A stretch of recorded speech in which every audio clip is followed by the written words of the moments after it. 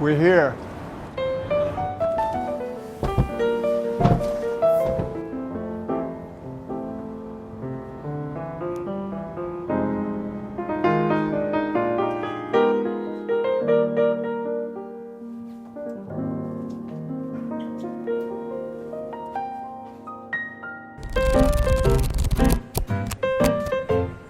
Hi, remember me?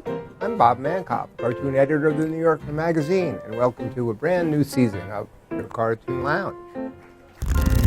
Okay, well, you know, we moved the whole kit and caboodle from Midtown to downtown at the new World Trade Center. We're here, 38 stories high, in downtown Manhattan, where some early iconic, incredibly tall buildings were built. I'm looking at the complete cartoons of the New Yorker, and I'm looking at the decade of the 1920s, and there's some really fantastic cartoons in here showing what was happening in New York as New York went up, because it couldn't really go out. There wasn't much room.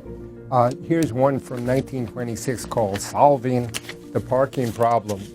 And at that time, as you built taller, you also had to build back so there could be more sunlight. So that was a zoning. So you had all this stepwise sort of ziggurat type buildings, and here you have all the cars.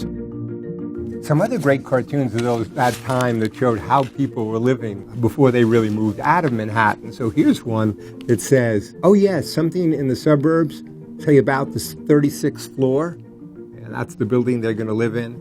Here's another one called High Position on Wall Street. 40 Wall Street for a while was the world's tallest building.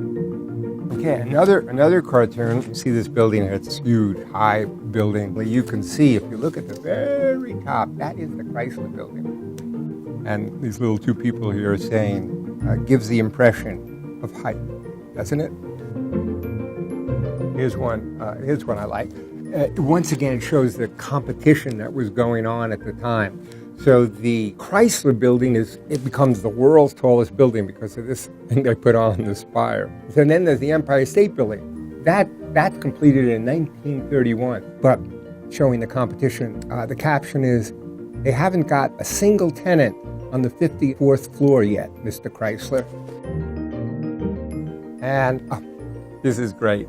So by 1931, we have a cartoon of someone saying about the Empire State Building, I've gotten sort of tired of it. So I think that's just a wonderful progression. And that progression and that building, which symbolizes New York, still symbolizes New York. The fact is, it is my favorite building. Maybe this will become my favorite, but I remember when I was a kid in Queens and you come over the 59th Street Bridge and you see that cityscape and you see the Empire State Building. And for me, that always was New York, and it's right out that window.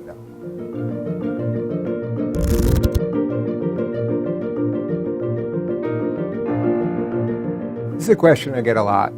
How come more men win the caption contest and more are finalists than women? What's the simple, obvious answer to that? I'm a man. Obvious, but wrong. I mean, I'm obviously a man, but that's wrong. The reason that more men win is because more men enter. 84% of the entrants are men. You do the math, 16% women. But here's what's interesting. Over 20% of the winners are women, which means proportionally they are better captioneers than men. Take that, guys.